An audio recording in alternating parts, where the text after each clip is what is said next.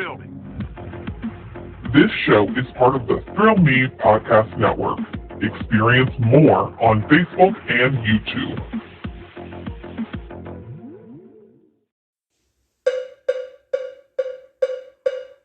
It's Review It Man, reviewing what he can. Movies are his jam, so let's get twisted, man. It's Review It Rob.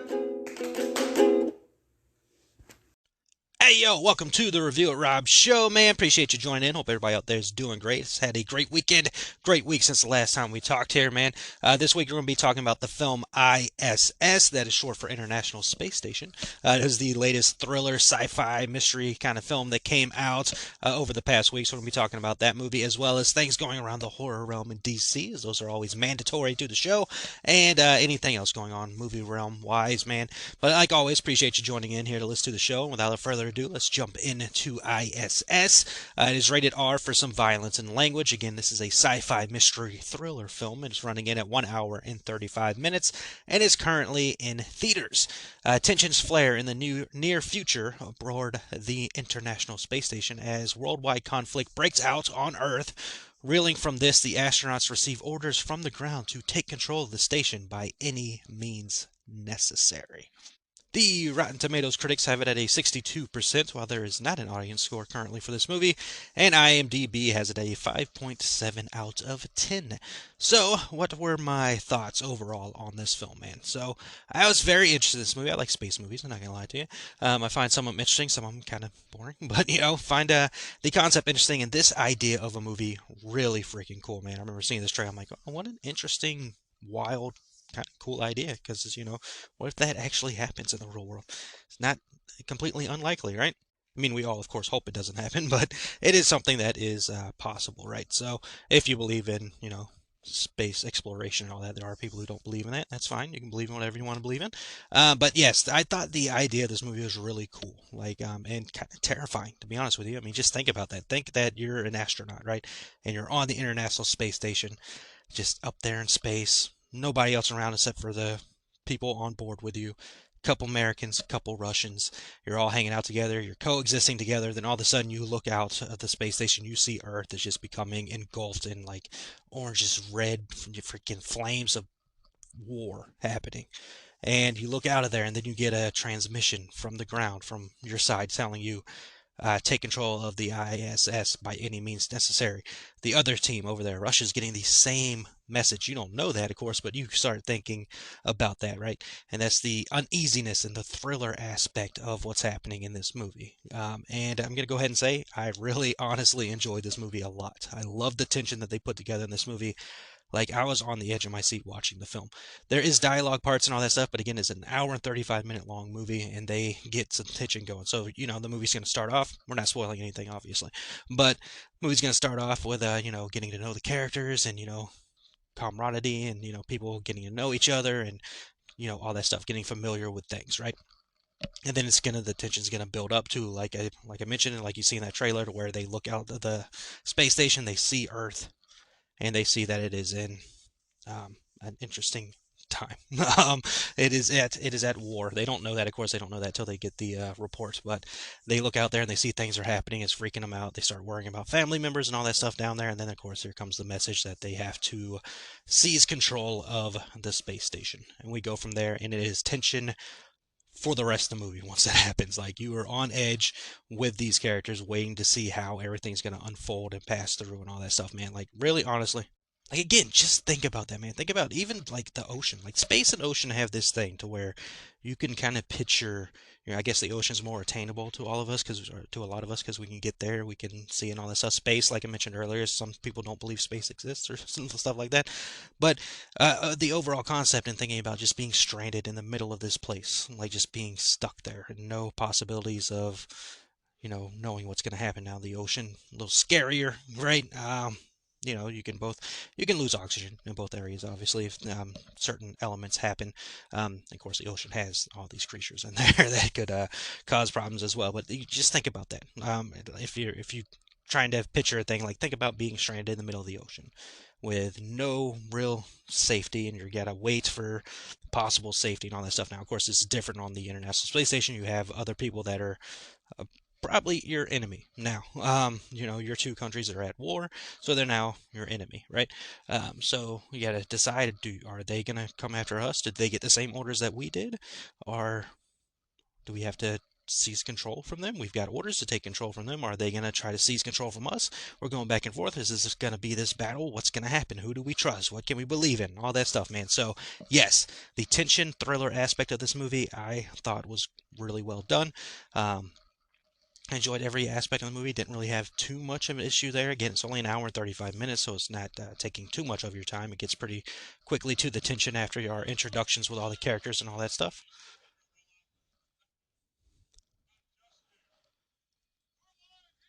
Don't know if you heard that, but my TV decided to play some Royal Rumble that I had paused up there because it is Royal Rumble week, and I like to rewatch classic Royal Rumbles during the week leading up to the event this weekend, which I will be talking about on next week's show. There'll probably be some stuff going on there, but nonetheless, get that paused. That kind of distracted me for a second there, so let's go ahead and get that paused up there. But overall, thought I.S.S. was a really enjoyable movie. I am not upset at all by seeing this movie like I was about a certain movie about a pool earlier this year. So out of the 4 films that I have seen this year that are 2024 releases, Mean Girls, the musical, is still number 1 for me, and it's still number 1 at the box office. And it'll probably be number 1 again this coming week at the box office, as there's nothing releasing this week that I saw looking at the Regal app. There's nothing releasing this week. Now, a couple weeks from now, we do have Argyle releasing, which I would expect to take over. But good for Mean Girls, man. It's still sitting there at number 1 on the box office and still sitting number 1 on my favorite films of the year. This movie will easily go into second place. And then I watched a movie called Destroy All Neighbors. It is on Shudder. Weird freaking movie. It's a horror movie, obviously, it's on Shudder. But weird film, like insane. It is an insane movie. Kind of grotesque, goofy, crazy stuff going on in that film. But yeah, didn't hate watching that either. Again, better than Night Swim, so I have that at 3, and then Night Swim. It's gonna be at 4.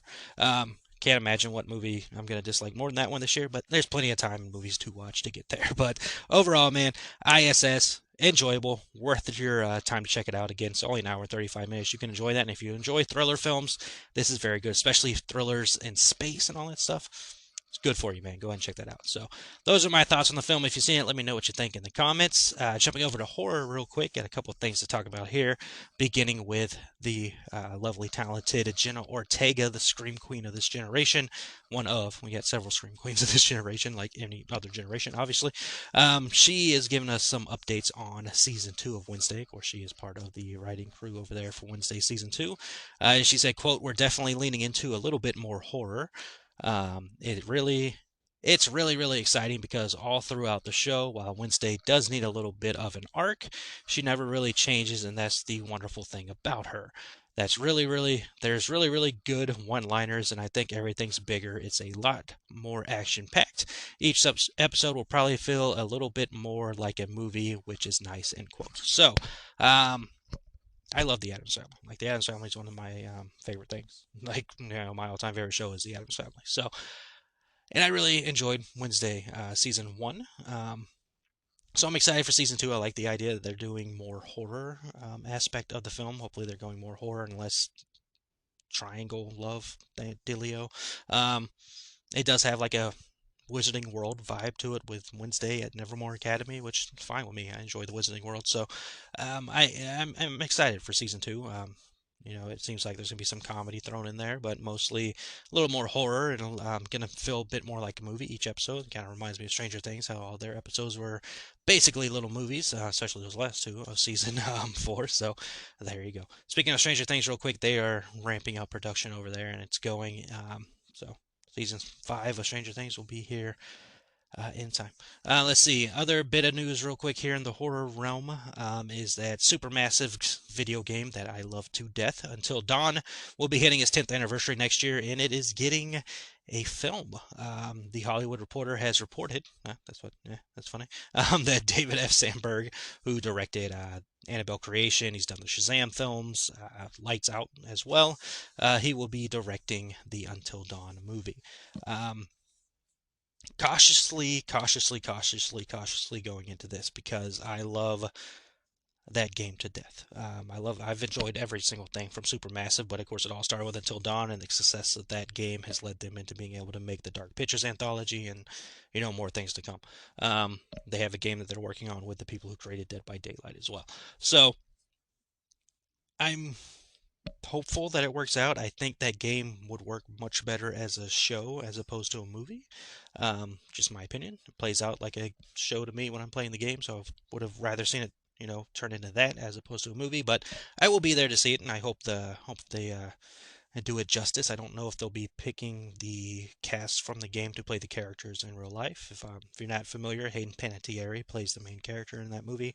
We also have blanking on his name, but the guy who played Freddie Mercury in the Queen movie, and he's done several other things. I think he was the villain in the most recent James Bond movie. I'm blanking on his name right now, but he is also one of the voice talents in the game, and they have the characters looking like the actors. So we'll see. I don't know if they're going with that cast or not. If they do, cool. That's perfectly fine. But yeah, I hope that they do it justice. Again, I have so much love for that video game, and I don't want to see it butchered.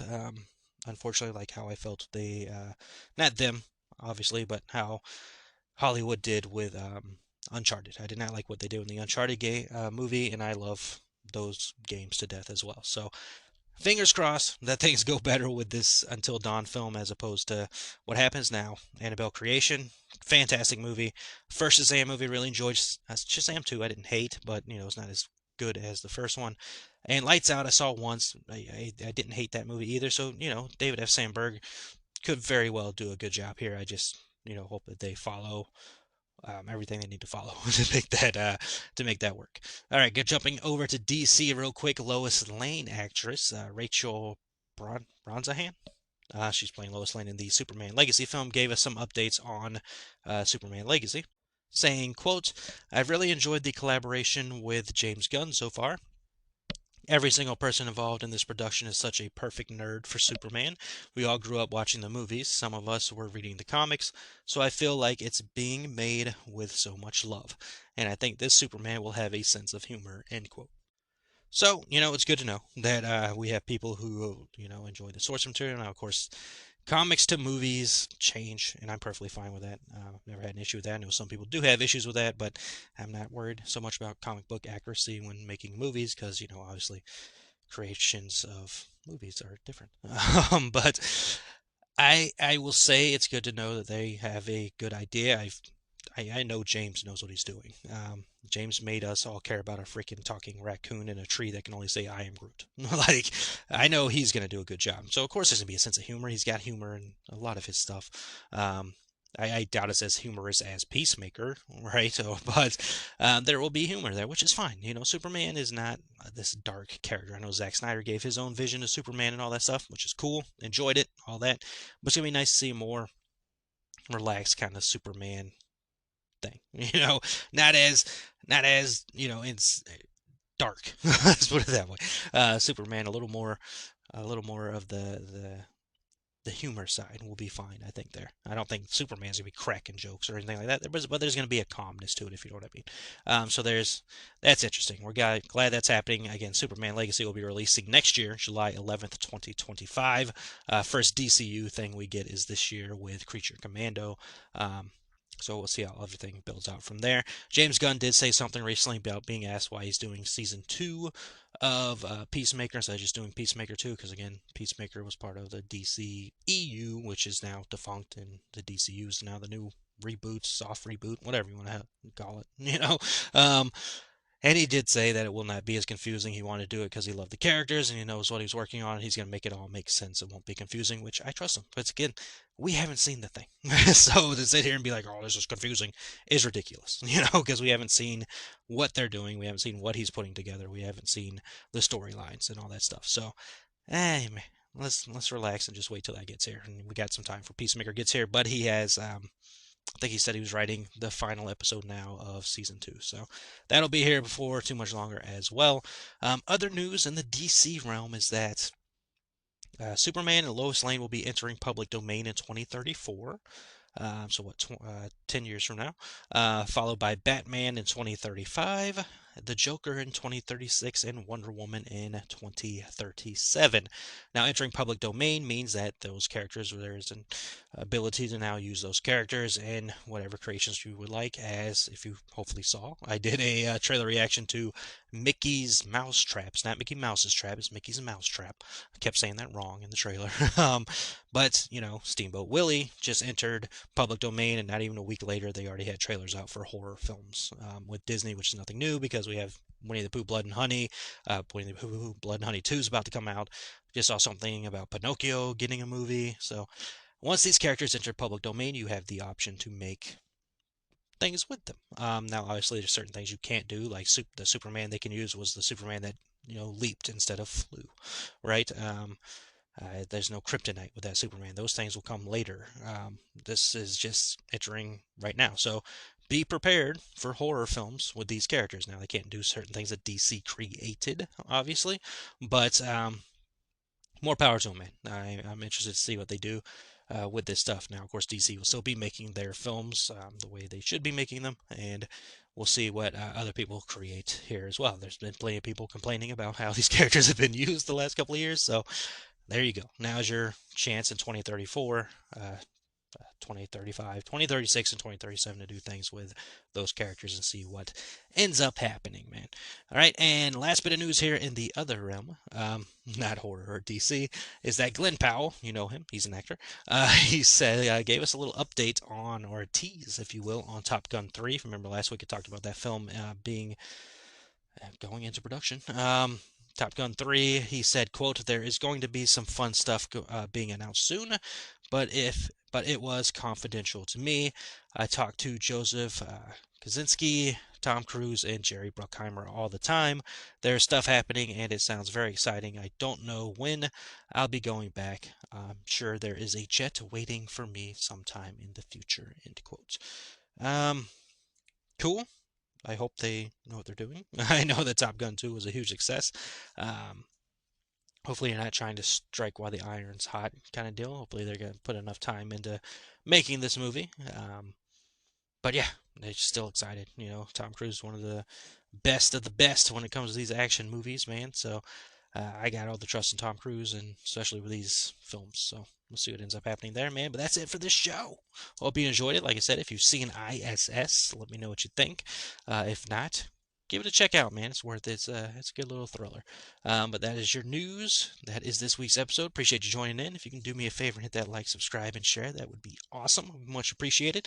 As always, I appreciate your time to listen to this show and hear this movie nerd goof off and have a good time talking movies, man, and hope you had a good time listening. So thank you for joining in. Hope you have a wonderful rest of the day, week, month, year. And as always, remember that happiness can be found even in the darkest of times if one only remembers to turn on the light. Talk to you all next episode.